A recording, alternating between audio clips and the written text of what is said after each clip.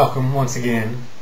NewBoyzATX, another solo video from Mark. Yeah, let's go.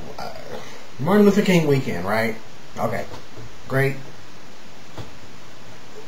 What did we just celebrate? And okay, I know half of y'all are probably already getting mad because I said what did we just celebrate, like it didn't mean anything.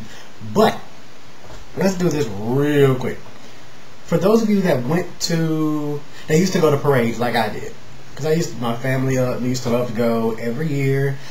I personally, when I became socially conscious of why people do things the way they do, that's one of my biggest questions in life, is why do we do things the way we do them? When I became aware of what was really going on, I stopped going to the parades because it wasn't doing anything for me, for my spirit, for my aura, for my mind, anything. It wasn't making me more socially aware of, the legacy of Dr. King. No, actually it made me more socially aware of who my radio personalities were and how much black people don't like white bands. Quick background on me so you know I'm speaking from experience. I did 6 years of marching band.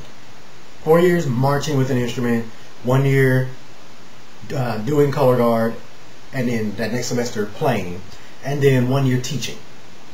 So I know how bands work.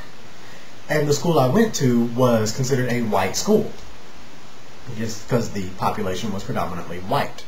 I know the perception that you get, that a white band gets from a black crowd, because I play both roles. I've gone to black schools and watched the black bands get down and all that wonderfulness, which is hot and fine and great, yes, wonderful. But then I've also gone to white schools and been in white school where the white band comes on the field and everyone's just like, hi. What? Like, why are we celebrating two different things when it's the same thing? It's people on a field marching. Done. Clap. You're not doing it. You can't do it. They can. Clap. So I've noticed how that translates over a little bit into the marching in a parade. And I tell you, I think the last year I went to a parade was probably like 04, I think. Yeah, maybe 05. And I haven't been to one since. But I called my grandfather today and a friend of his. And I basically did a little phone interview with both of them to see if I'd been missing anything, or see if anything has changed.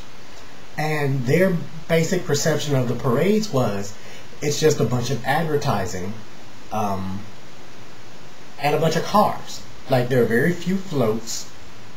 There were fewer bands than usual. Like, it's not the celebration of congregation. It's not the celebration of civil rights anymore. Now it's let's advertise the radios, which I'm glad they're there too as well, because I know they donate money and they support, and we need to support our local free radio stations. That's great and wonderful as well. Do not misunderstand. I understand the session. I get that. But just because you have less to work with doesn't mean you have less to celebrate. I gave the example to them of how when I went, like the black bands, for example, would get, the excitement level would be at a 10. Then you see some church groups come through, and the excitement level's at like an 8. And then we get a white band to come through, and everyone's like, huh. And my thing is, if we're celebrating congregation, if we're celebrating mutual, widespread freedom for everybody, wouldn't it make sense to be happier that we don't have a black pride parade, but that we have a human pride parade, where you have, put it like this, the more non-black groups that come through, the happier I would think the crowd should be. That's how I see it. I don't know. I don't understand why you would be happier with your black bands. I mean, I'm glad we can celebrate that black people have gotten far enough to delegate and construct our own images and our own foundations. That's wonderful and great, and I'm not knocking that. I'm not saying don't be happy in that. But I'm saying in our own progression, we cannot forget to celebrate what we were really here celebrating. What we're celebrating is everyone coming together. That was the point. You are a parade bystander celebrating Martin Luther King Jr. Celebrate everybody.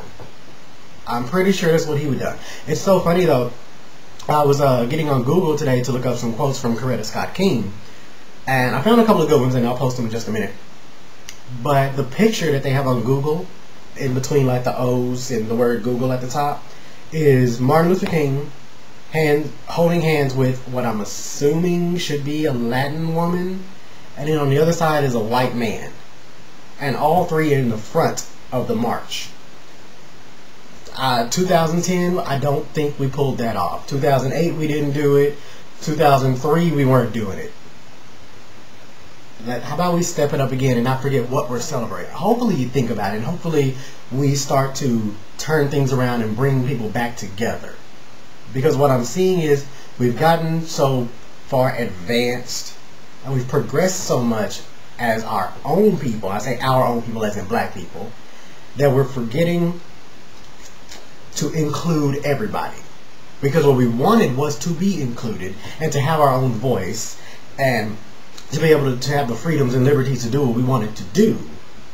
But in doing so, we're now shunning and shutting out others who are doing what they want to do with us.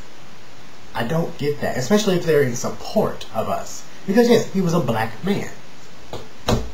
It's more, the crowd is going to be a predominantly black crowd. I understand that. But as black people coming together to support congregation, we should do that every time we have an example of congregation. And those white bands that pass by, the Hispanic bands that pass by, those are your greatest examples of congregation. Just understand, there's more going on than the black view. You know, view everybody, heal the world, wonderful Michael Jackson, all that wonderful goodness. Anyway, quotes coming up. That's that. More topics coming up. Jeremy's got one coming very soon. And more things on the way. So wonderful pleasants. See y'all later. Read the quotes.